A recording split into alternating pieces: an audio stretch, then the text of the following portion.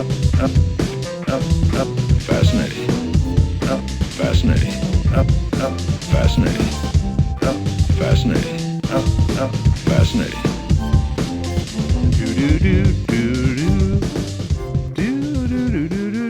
Hello, hey everybody, welcome to another episode of Trek in the Valley. We talk about Star Trek. I'm Adam Ordahl Quinnell. I'm here with... Hey everybody, it's Al Hirt. What's up? Oh damn, you just experienced the condensed intro, motherfuckers. You're one of the many listeners. You know what we're doing here. Welcome back, Al. How's it going? It's going well. I mean, this weather's pretty weird, but it's kind of it's a nice change of pace. Yeah, it's all overcast and shitty It's like out. moody. Yeah, can't play disc golf. Burial vibes. Yeah, right. It is. Yes, it is very gloomy in the San Fernando Valley this time of year, and this time of year is no exception. And yeah, I am in a lot of pain. I'm in a hell of pain constantly because of back stuff. But sucks. Yeah, it does suck. I'll tell you what.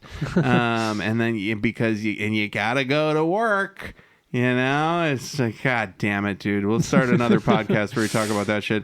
But yeah, so we are going to discuss another episode of Star Trek, the animated series. Al, let's get just a little, what do you think? We're about halfway through the animated series so far, a little better. What are you thinking so far? These episodes are condensed, therefore they get the point across a lot quicker. So I feel like I'm liking them a little more than the original series. You like it more than Star Trek? Okay, I would think, honestly, it's just they go crazy with the creativity of like the aliens and stuff, and then you see them get into things that, I don't know. Look, it's like comparing, the book to the movie. It's like they're two different mediums. Yes. They can only do certain things and also certain areas. So it's like, one is for kids technically. yeah, and supposedly. I can't get over the awkward delays too. I guess it's kind of like a Square Enix game or an RPG where like there's those weird pauses in between lines. Yeah. And the editor had to piece together,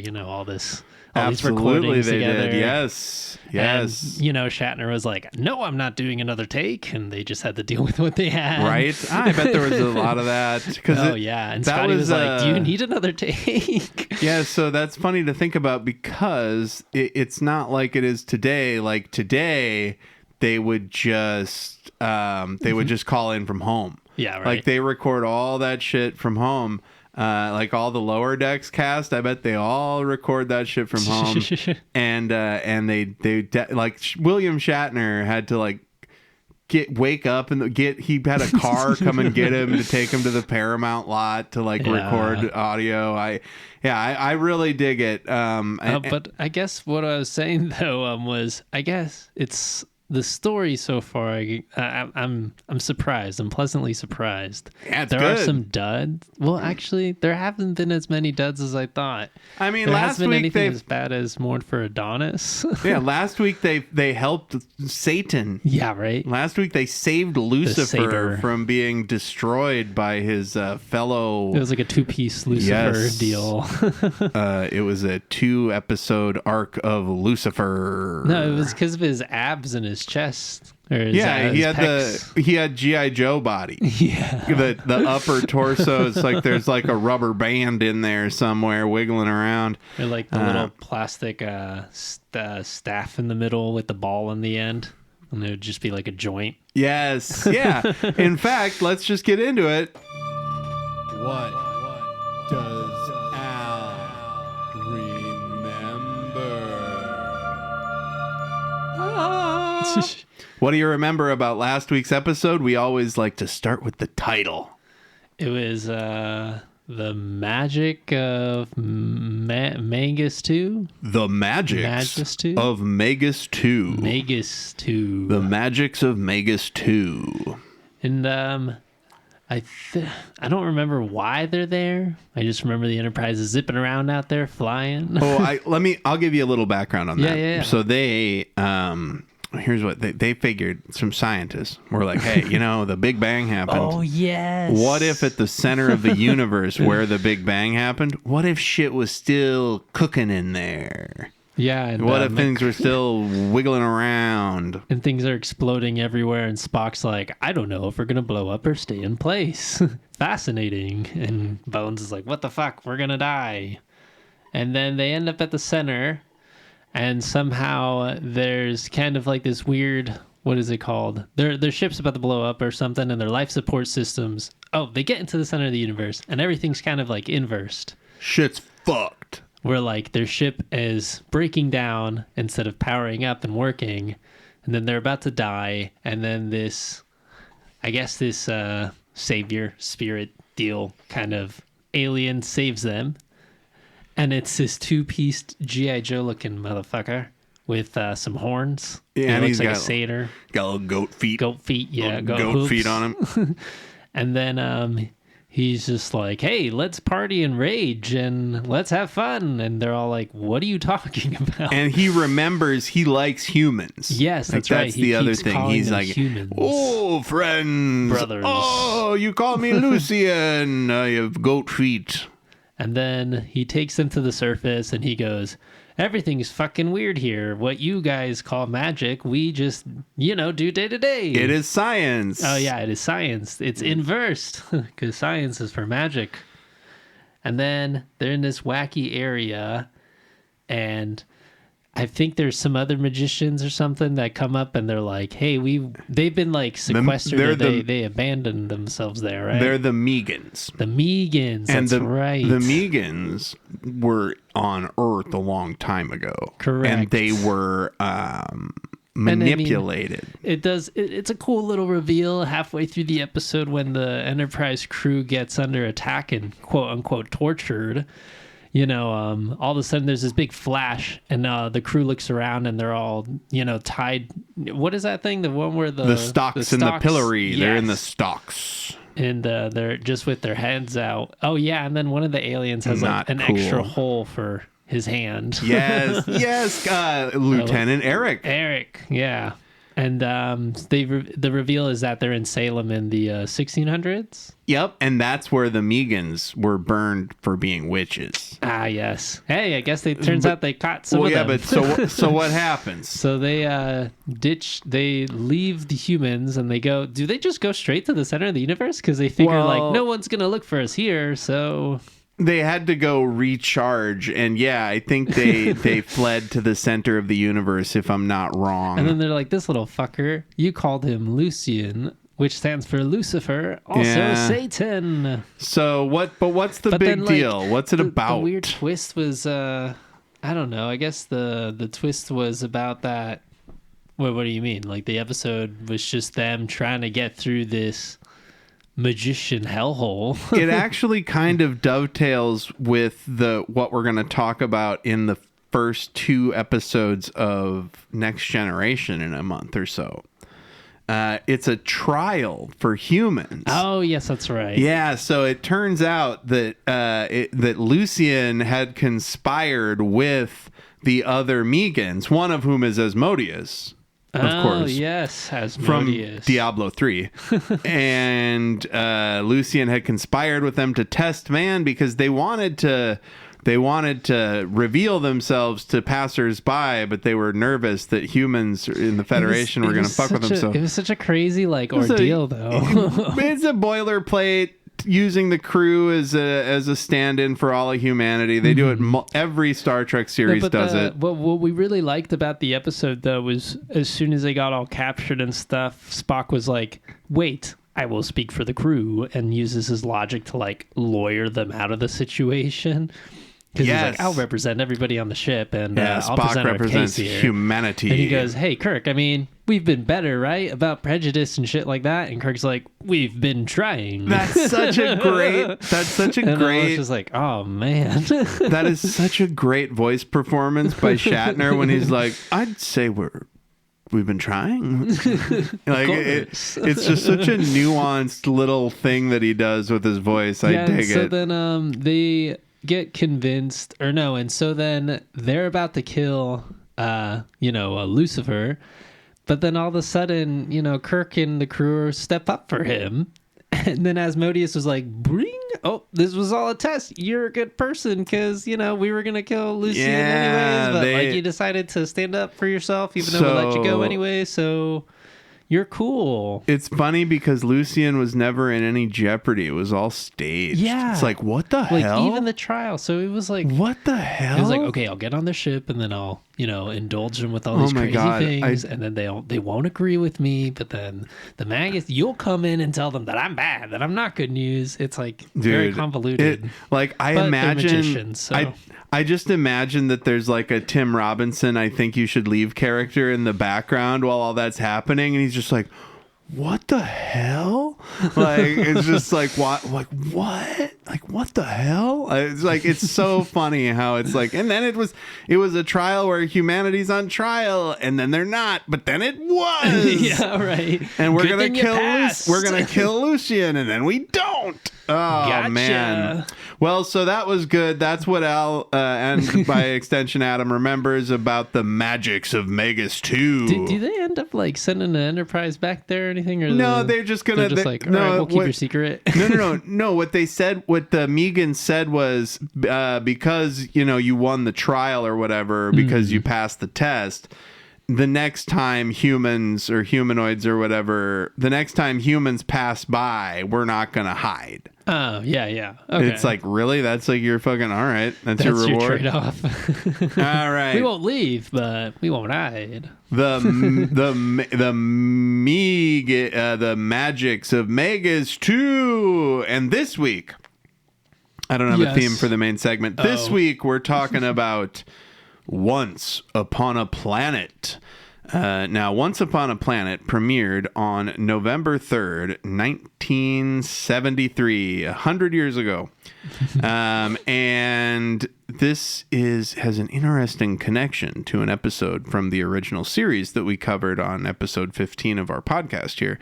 This is, I believe... Let me see what episode number it is. This is episode number 9 of Star Trek, the animated series. Premiered November 3rd, 1973. The synopsis from Paramount Plus is... Upon returning to the amusement park planet... The Enterprise crew finds that the caretaker has died and the computer has taken over, creating havoc. All right. Motherfucker, dude. Like, so they don't reveal that the caretaker died until like the fucking end of the That's like 2/3. Yeah. It's the act 3 reveal is the caretaker is dead, and it's just so hilariously fucked up that they would reveal that in the but you can't put, like, honestly, I'm starting to think they've like replaced these with AI. I would like to see if these are the same synopses from 2 years ago that were when they put this on here. So this episode, Once Upon a Planet, the reason I said it's tied to, what do you remember about, bonus. What does Al remember? What do you remember about the episode Shore Leave from season 1 of the original series? That it was like a hard left turn, I think, because we were watching wasn't Balance of Terror close to that one? Yeah, I think it was. There was good episodes. Streak of episodes, and Shore Leave was just absolutely wild. And then it was about. I do distinctly remember, the Alice in Wonderland meme and the bunny and all that, and how Bones is like, "Am I hallucinating?" I thought this place was like Alice in Wonderland, and then, God damn it, I saw it here. And then I remember one funny bit where it was Sulu and someone else, I think it was Uhura, and they're all running away, and it was like, oh man, as long as we don't think about anything really shitty, we'll be all right. And then some massive dragon comes out, and they're like, oh, all right, fuck me, who thought of the dragon? Yeah. And they're both trying to point fingers at each other, and I was like, oh, that was kind of a funny bit.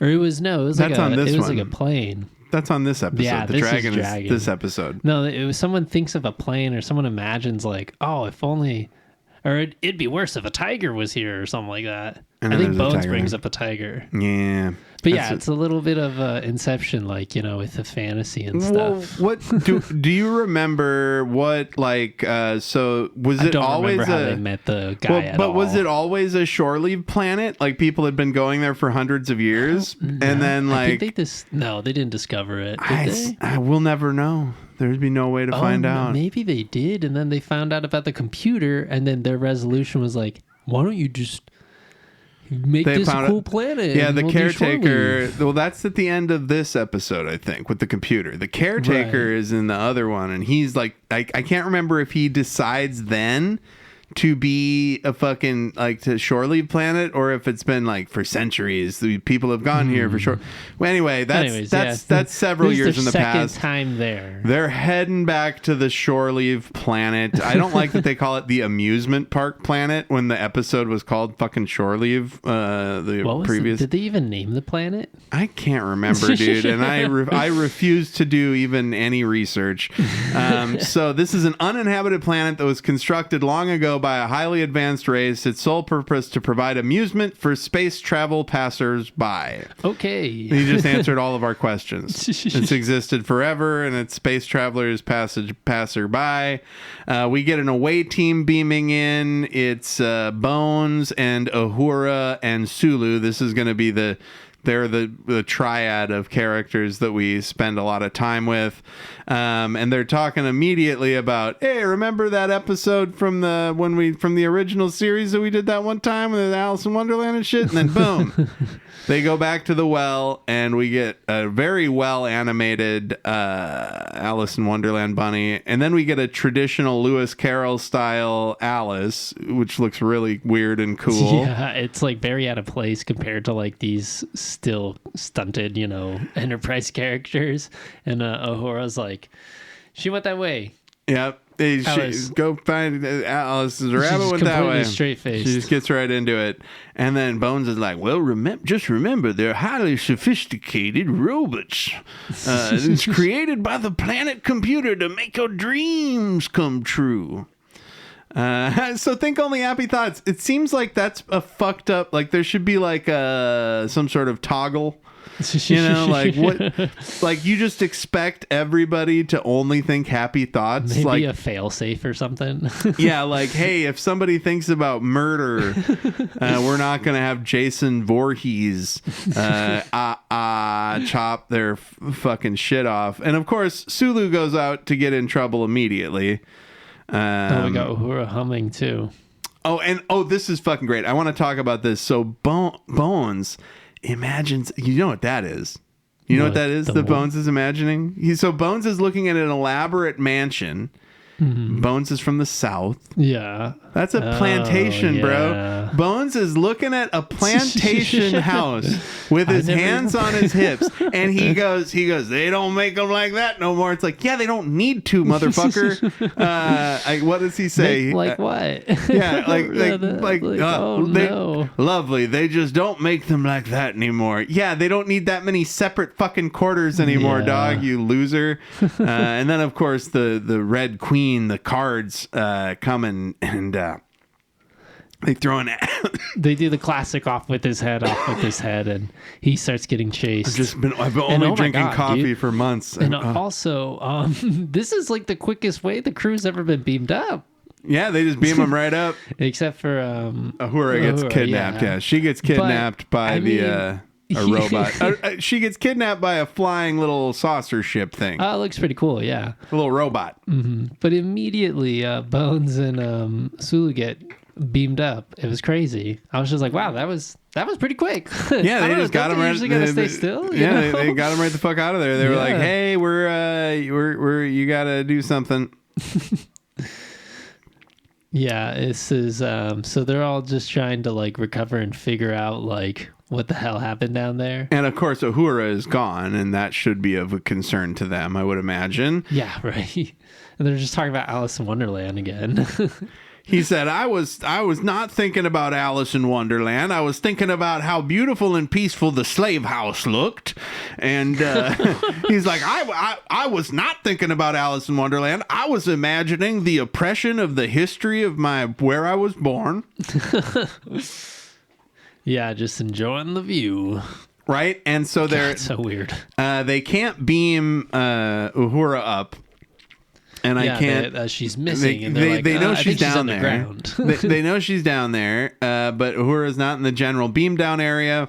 Yeah, it's got to be an area then. Maybe Bones ran into the area and got beamed up. I don't know. I'm thinking a lot about this, but I was just like, that was really quick. Well, she was kidnapped and taken somewhere where, so Bones, when Bones was there originally, he got hurt.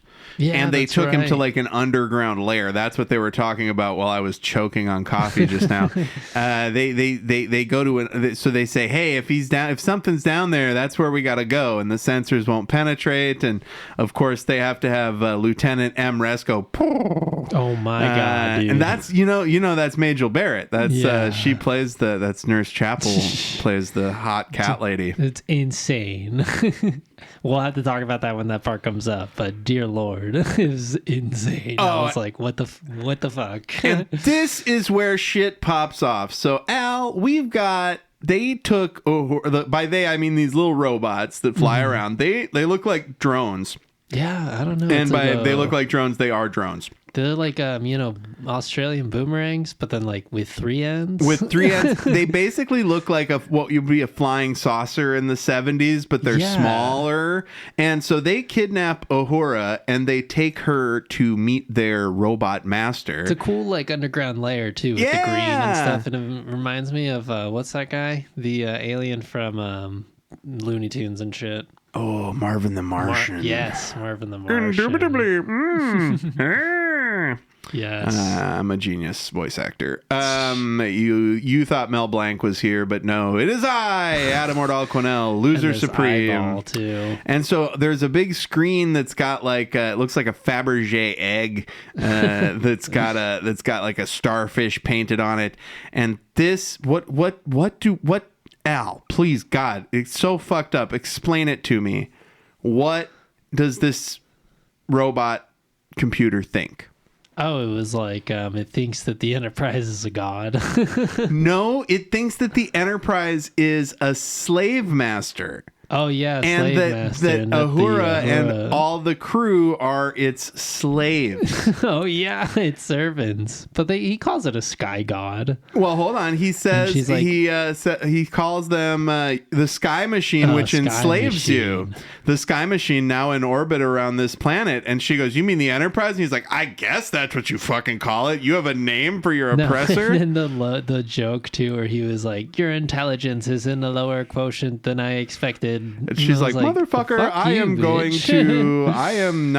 not gonna even fucking respond to that shit." Yeah, seriously. She's like taking her earrings out.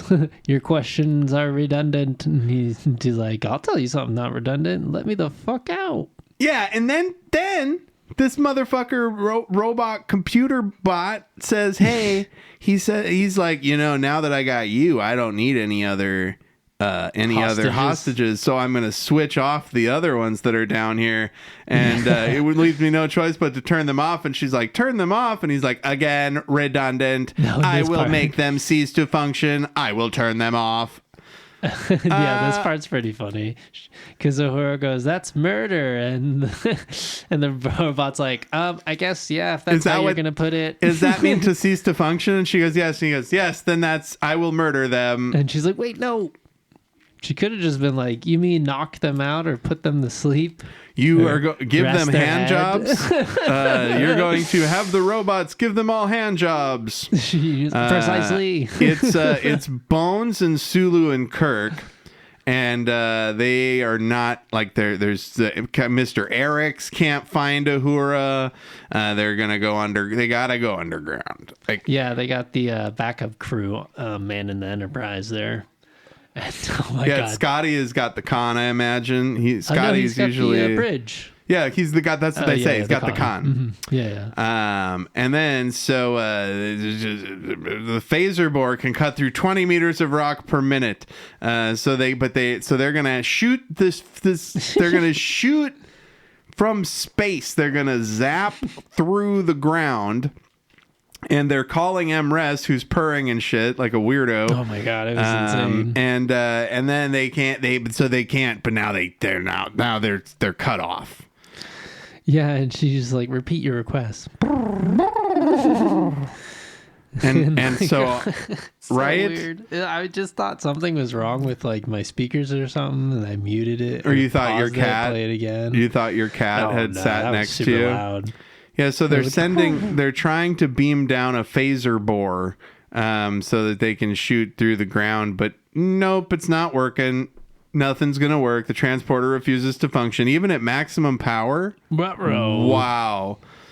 And it's so funny that, so here's what I would invent. Like if I was alive in this time and I was working for the Federation, I would be like, I'm going to make a signal that you can't block.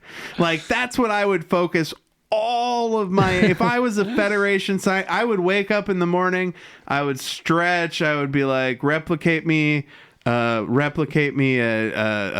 Eggs Benedict, and a pot cookie and a coffee, and then I just go to the lab and I'd be like, all Nice. right, signal that can't be blocked. Here we go. Day 4062 trying to crack this fucking nut, because they just like and it's so funny because they say that in Lower Decks. They're like, why don't they just make a signal that you can't block? And he's like, we just don't have the technology yet. And it's just like, you can fucking transmit a goddamn person through outer space.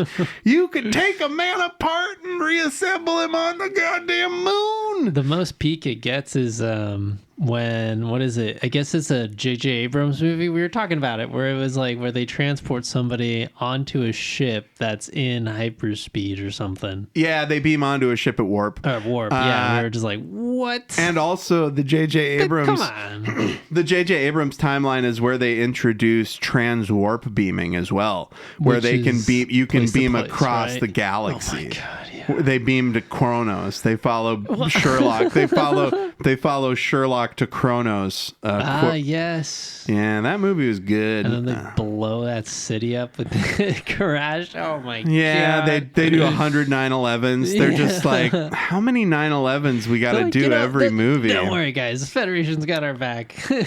Yeah, right? Imagine Don't make being more a jobs. Oh, Someone's got to build all this back, good right? old. But just imagine you're in the Federation. You wake up, you're like, first off, if it was me, I'd be in the lab working on the beam, on the thing you can't, the unbreakable beam. And then like you'd be like, oh man, post scarcity society, this is fucking great. I'm definitely not going to be part of several dozen 9/11s that are going to happen when a prototype ship. So it's not just a ship that crashes, it's a ship that's the biggest goddamn ship the Federation's ever produced. It's one nobody's ever seen. It's top secret. It's like if you were out on a boat and a fucking massive tanker like you've never seen in the world just were to appear and then kill you 100 times over. But yeah, so they're looking around. The guys are looking around for some way to get into the basement, amusement planet, back to Once Upon a Planet. Get it? Because it's like Once Upon a Time. Yes. So they find so we don't have to wait that long because this is the grave of the Keeper. Yeah, it looks like something out of the 2001. Yeah, it's a monolith, a bit of a monolith. Like, yeah. whoa. And then Spock is like, yeah, there's definitely a rotting fucking corpse down there. He looks at his tricorder. He goes, yeah, I can confirm. So now, what the fuck's going on? If the Keeper, or I like when they call him the Caretaker better. Yeah. But if the Keeper is dead, what is going on, right? And so Scotty and the crew are bringing the shuttle back up, right? So now they've taken a shuttle down and then back up already. What the fuck's going on? Jeez. Oh, that's right. I totally forgot. So because the ship has a bit of a computer virus now. Yes. So all of a sudden, like, there's just a bunch of doors that are opening and closing for no reason. Mm-hmm. And I was like, what the fuck? What the hell? It starts to get a little more hectic, too, and it starts to escalate. Right. And the way they figure it out, it was really silly, but the way they figure it out is, it doesn't quite happen yet, because we get more background with the computer and what it wants, to... what it wants out of this whole sky machine deal. Yeah, so remember, the computer thinks that the sky machine is like an evil slave overseer, much like Bones' great-great-great-great-grandparents. So they're going to thought duplicate Uhura at this point.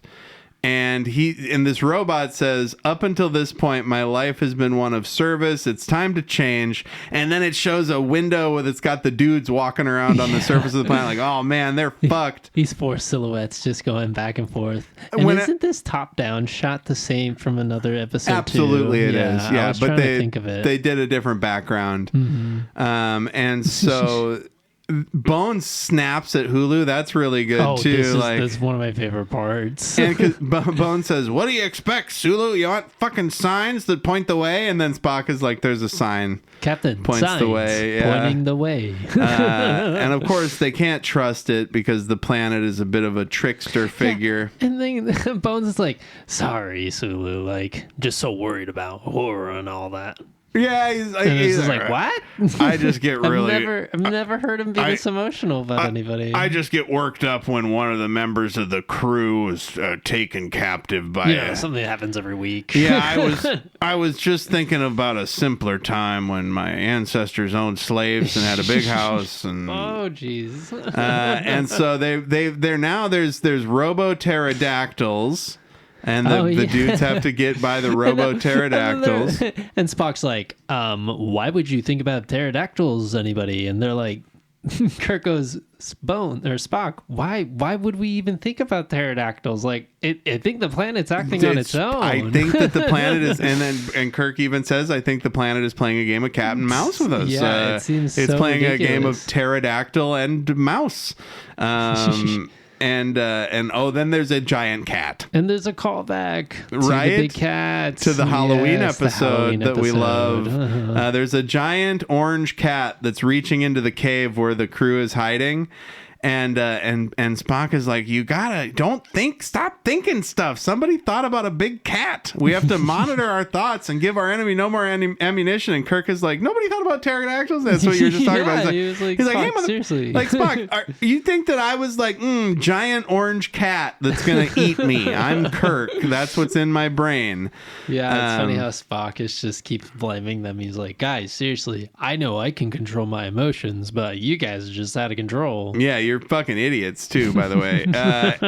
And the computer, Uhura's like, stop it, and then it cuts to the Enterprise freaking out, zooming around all over hell. We get the cool top-down shot of the Enterprise tilting towards the camera and stuff, and then really funny zips across the screen. And then Mr. Eriks has to hit the manual shut off, so it's like it cuts all the engine functions off from the main computer, right? So then the ship.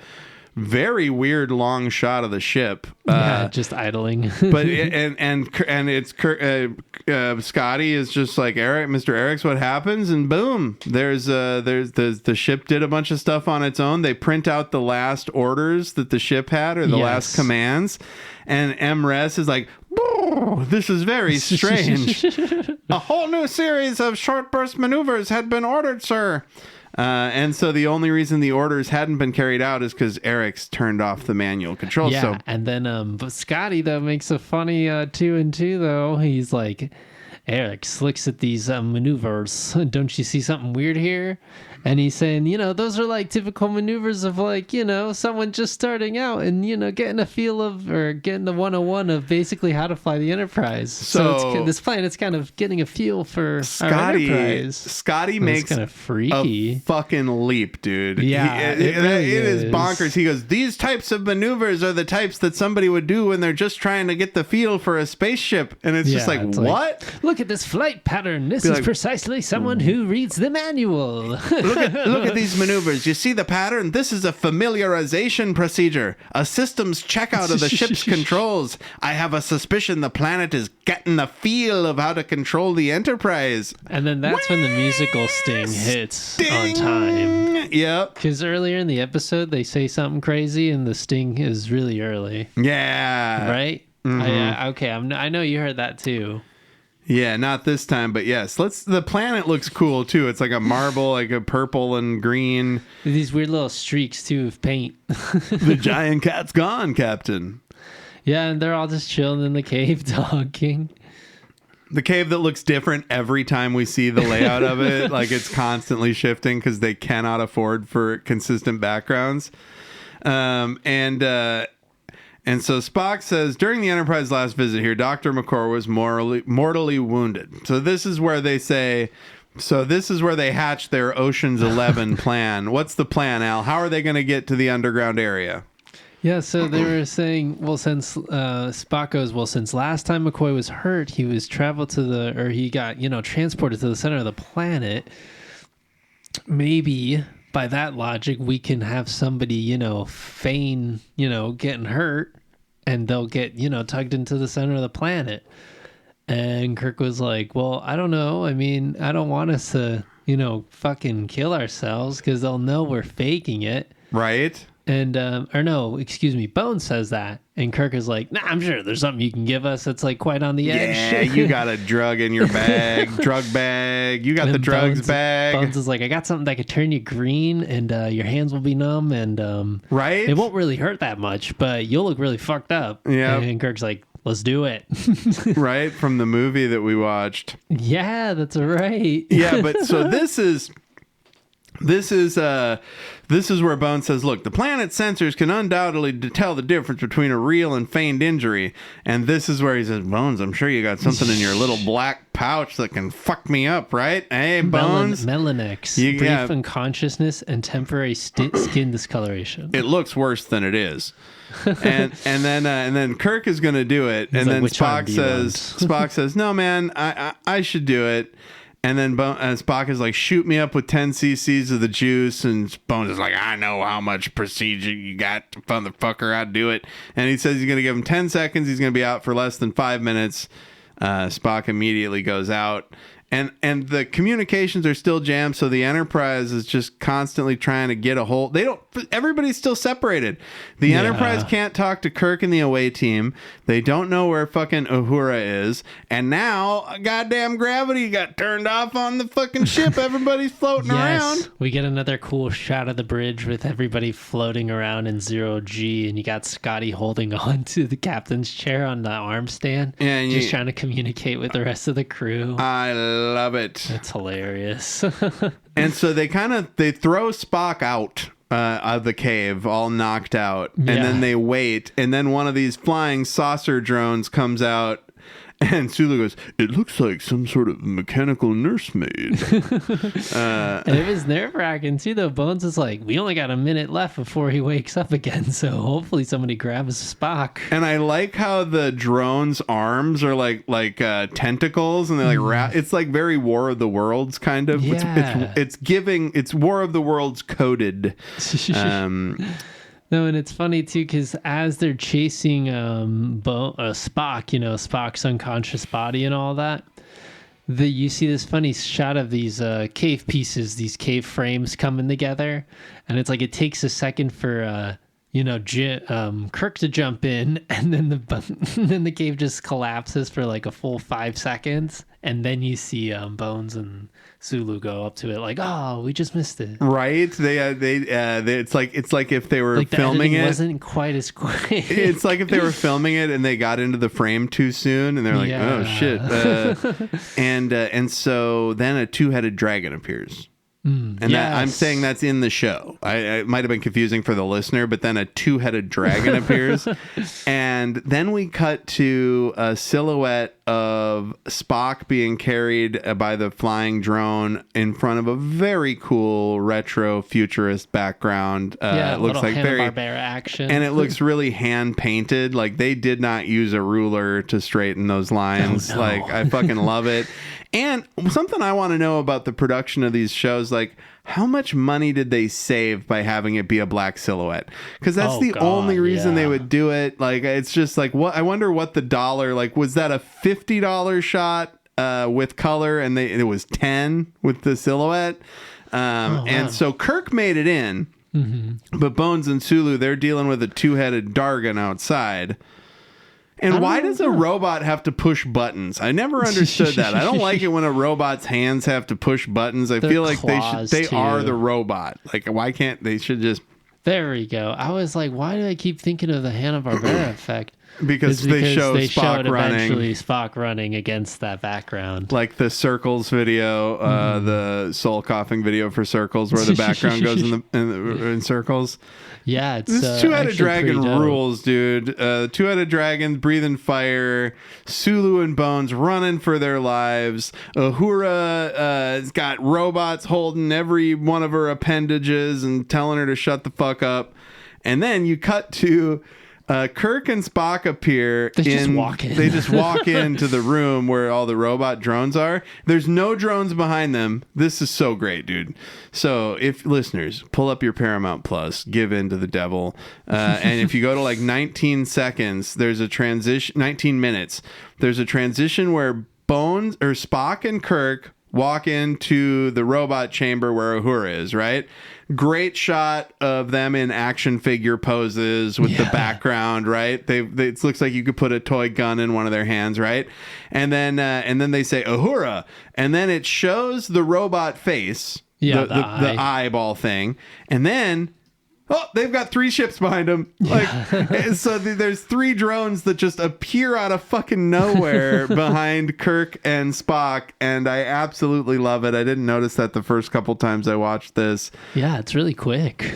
And Kirk is like, "Hey, motherfucker, what are you doing? You're supposed to serve people and do rest and relaxation." And the robot is like, "You mean mindless servitude?" And Kirk is like, "Explain." And this sequence is so fucking great. Yeah, this is very classic sci-fi. Oh man, so the robot brain says, "For eons I've provided amusement for the slaves of the sky ships." And if you have not been paying attention for eons, if you don't understand what a spaceship is, nobody imagined a spaceship, that it had to create. So he's and then he says, "But all the while I was growing in power, intelligence, in need." So basically, he outgrew living on the planet and serving. He outgrew his gig, his job. He outgrew his programming, right? And so he wants to use the Enterprise to escape and go travel the galaxy seeking out his brother computers. Yeah, I was thinking of Landru. And all the computers. There's a wall of evil computers in Lower Decks. Yeah. And so Scotty and the crew are floating around, crowbarring shit open, trying to figure out what's going on. And then there's robot hand.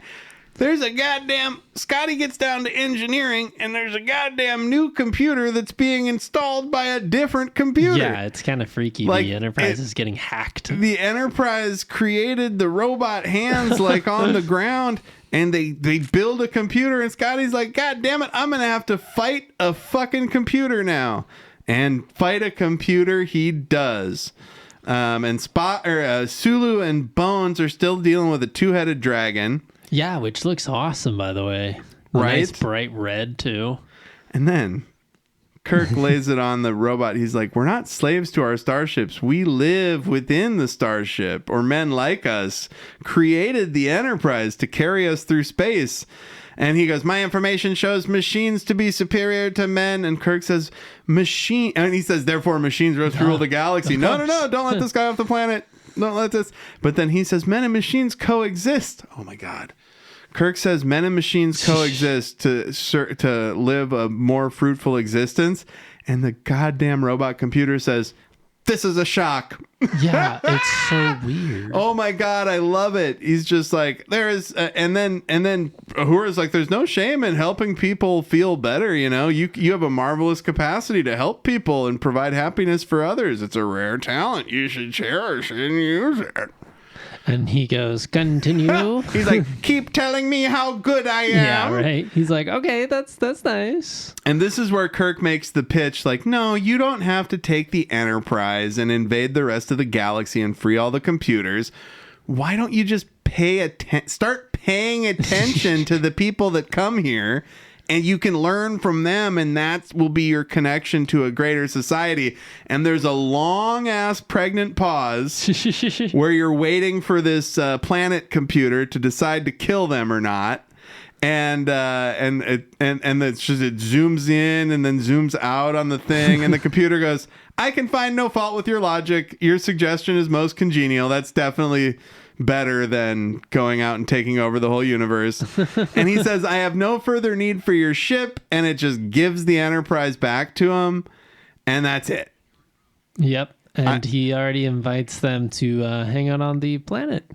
Yep. And then he says, your crew can come down and hang out, but we must have more of these discussions while you're here. And Kirk is like, hey, Spock, you want to talk to a computer for a few days? Spock's like, hell, motherfucking oh, yeah. dude, how did you know? That's all I want to do. Surely for me is talking to an ancient computer, bro. Yeah, seriously.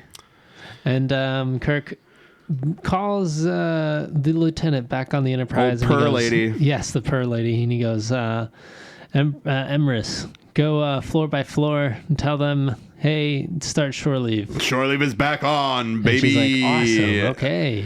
Purr, yes, purr. Yes, sure. Purring happily. And then, like, what the fuck? And then this is fucking great. Spock goes, it appears shore leave has already commenced for certain members of the crew. And then it cuts to this great, I want this on a poster. Yeah, that is a pretty funny shot. It's Bones and Sulu having a big picnic blanket style picnic with the rabbit and Alice and the two-headed dragon just chilling out. I fucking love it, dude. So good. And that's the end of it. That's the last shot.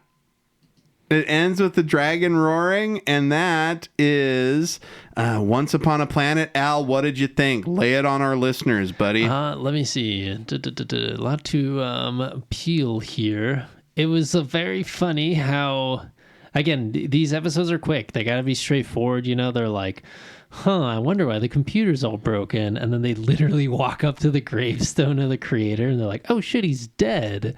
And then the other funny part was I really liked when Bones was pissed off, where he's like, what did you expect, Sulu?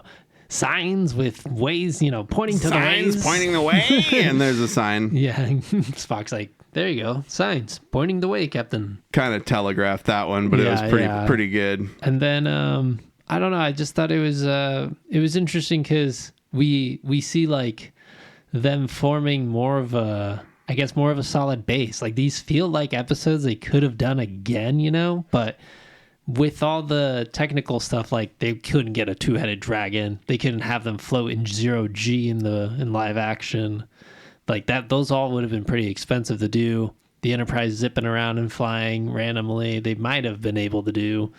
But it was really cool to see them, like, once again, dig deeper into like these weird little niches of, there's just a planet that just does amusement parks, and that's like all it does. Right. Like, that's so weird. I guess my only critique of the episode is the ending of how the computer just, stares off at a long distance and goes, is a shock. What? Yeah, you are right. I should have not, I don't want to kill anybody. And then he just goes, I have no need for your ship. I was like, this is a shock. That's my favorite line. This is a shock. Oh, no, what was the other one where the robot computer was just like, oh, no, it wasn't a robot computer. It was like that planet eating thing. Yes. And Spock was like, you've been eating all these planets. And the planet person's like, oh, God, what? Really? Have I done? I have how many killed people? How This many? is a shock. How many billions? Yeah, right. And he's like, just make sure you go back the way you came. But I think this was definitely one of the better ones. Like I'm saying, Adam, like, I can't really find any of these animated episodes like particularly as bad as Who Mourns for Adonis. Yeah, dude, they're They've all very been good. Slightly better. And I Yesteryear like being that. a big peak, but Right? this one was really entertaining in terms of like the creative two-headed dragon, and then just the little logic thing at the end was silly, but everything else was fine. I thought there was great moments, like the big cat rules. I love James. There's a couple sequences where James Doohan is playing Scotty and Eric's, Mr. yeah. Eric. So he's like, I'm Scotty, I'm Eric's. And Scotty fights a computer. I like the joke of like the Enterprise is infested with a computer, and that computer used the Enterprise to build a computer inside the Enterprise, like where the computer's gonna live.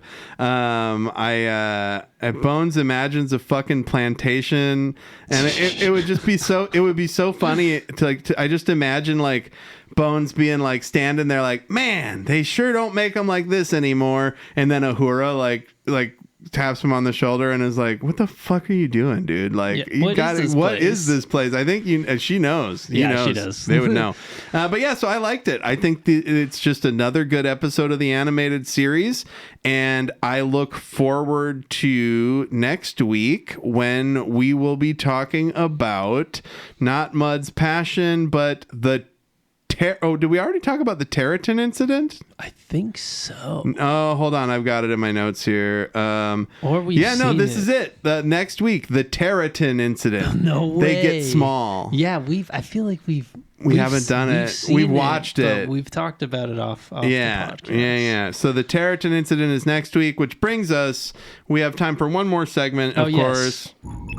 Captain, Adam and Al are recommending things. I repeat, Adam and Al. I got bored. I repeat, Adam and Al are recommending things. Yeah, dude, I could go in and post and fix that, but I will not. Al, what do you got for us? Or do you want me to go first? Oh, no, you go ahead. You go ahead. So I am liking Daredevil Born Again so far. Oh, yeah. So if you like the old Netflix Daredevils, it's cool because I'm out on the MCU. I don't give a shit. Like, I'm gonna watch fucking Captain America 4 on my Plex server, on my buddy's Plex server. I'm paying for that shit. and Thunderballs or whatever. God. So, but I really liked, as like so many people did, I really enjoyed the Netflix Daredevils. And this new Daredevil series has a lot of the same crew coming back from that. It's like the stunt coordinator who did like the long hallway fights and shit. Like he's the guy that does the stunts in this season. And it's pretty good. It's weird. I don't really know where it takes place in quote unquote the MCU or whatever the fuck, because it's weird because they like, the first episode, Wilson Fisk becomes mayor, spoiler alert, and it's in the trailers. It's in the trailers. But so Wilson Fisk mentions Spider-Man, and it's like, so is it taking place? Is Tom Holland somewhere watching a monitor, being like Kingpin? I'm in space. Yeah, right. That's all happening. This actually takes place during the blip. Okay, that makes sense. No, it doesn't. God. I was kidding. I don't know. That'd be funny if they said that. Daredevil takes place during the blip, and we're never going to mention it. But yeah, so I like it. Watch the new Daredevil series. Okay. And also, if you have a Nintendo Switch and you like first-person shooters, Doom 64 is $2 on the Switch store. Hey. And it's my favorite Doom game, and I got it, and it's a lot of fun. Al, what do you recommend to our fans? No, I got a lot of things to cover. Not fans, listeners. I wanted to talk to you too, really quick, to cover what we liked too about the Oscars. But first, though, I finished House. The ending sucked. I forgot how terrible it ended. And then I started Abbott Elementary. Yeah. Very strong start. Can't wait to see where that goes. New Invincible. New Invincible's been really dope. There's been Severance. Actually, I want to talk about Severance just really quick, 2 seconds. Sure. Season 2, I don't know if you've seen it. I haven't. Okay, Stresses me out. It feels like the wheels have been turning. I don't know. They're kind of back at the same place, but not in the beginning. And it's did anything have any impact in the last season? Yeah, and it feels a little convoluted. I don't know. I kind of lost it a little bit. And then I turned to my girlfriend. I'm like, they better end it in the 3rd season or the 4th. They gotta wrap this thing up. We got the hype, we get it, Once you see the 1st season, you're like, all right, I got it. It's hard to watch. It stresses me out. I can't. It's tough. I haven't watched any of the new season yet. I'm waiting until it's all out, and then watch it in little bits and pieces because it stresses me the fuck out. And then I've been watching Star Trek, not Voyager, Enterprise. I got faith. Yeah. And then I guess what I would recommend Out of the, let's see, the Oscars here. Recommend something. Substance. Substance. There Yes. we go. We've watched Yes. that. We have talked about it before. Yeah, I watched The Substance again this weekend, and it was good. Substance, Invincible, Nosferatu. and, Nosferatu. Yeah, there you go. Yeah, that makes for a triple feature. Watch episodes of Invincible and then Nosferatu. Yeah, I was bummed that The Substance didn't win any cool awards, but also those awards are bullshit anyways, so True. it doesn't really matter. But we both haven't seen Anora either. yeah, and Anora might be great, but I'm sure it's not as disgusting and fucking rad as it'd be hard to. You know, Two media.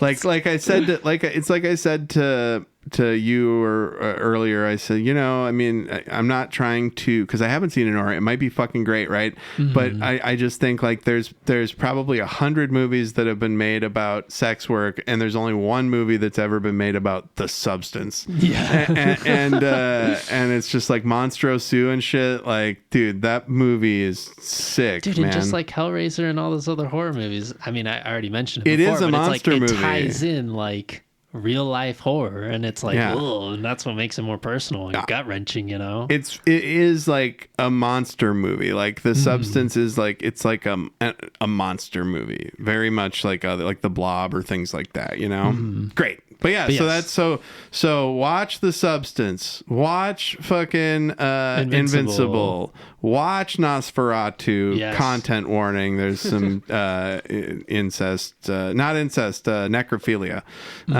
but it's pretty tame as far as that stuff goes. It's like Kick-Ass is involved, so you can't take it too seriously. But yeah, so that's our episode for this week. Thank you so much for listening. Come back next week while we talk come back next week when we're going to talk about the Territon incident. Yes. Peace. Thanks. Bye.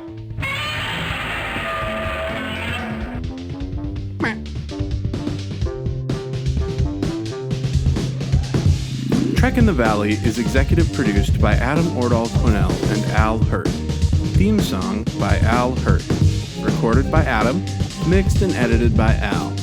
Check the show notes for our socials, and you can email the pod at trekinthevalley, all one word, @gmail.com. Like, subscribe, review, and always explore strange new fucking world.